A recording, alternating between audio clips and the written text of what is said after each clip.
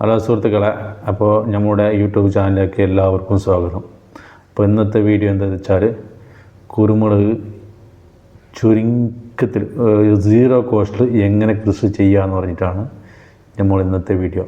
അപ്പോൾ നമ്മൾ ഇപ്പോൾ കാണുന്നത് വലിയ പൈപ്പും പോസ്റ്റും അതൊക്കെ ഉണ്ടാക്കിയിട്ടാണ് ഇപ്പോൾ കുരുമുളക് കൃഷി ചെയ്യുന്നത്.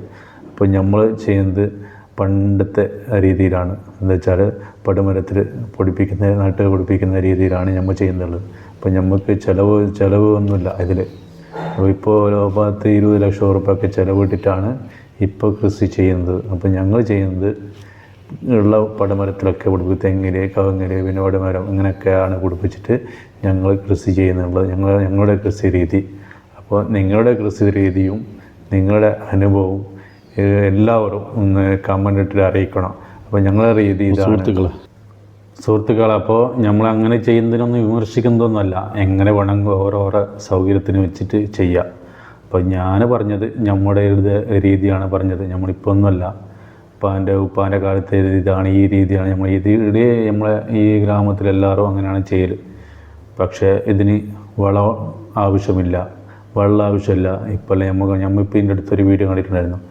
25 ലക്ഷം ഉറുപ്പ് മുതലിട്ടിട്ടാണ് ആ സുഹൃത്ത് കുരുമുളക് കൃഷി ഉണ്ടാക്കുന്നത്. അപ്പോൾ ഞങ്ങളിപ്പോൾ കഴിഞ്ഞ കൊല്ലം നമുക്ക് കുറച്ച് സ്ഥലമേ ഉള്ളൂ.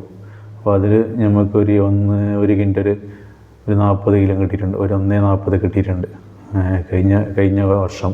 അപ്പോൾ ഈ വർഷം കുറച്ച് കുറവാണ്. അപ്പോൾ ഇതിന് നമുക്ക് ഒരു ചിലവൊന്നുമില്ല. എന്താ വെച്ചാൽ വളം ഉപയോഗിക്കില്ല, പിന്നെ വെള്ളം ഉപയോഗിക്കില്ല.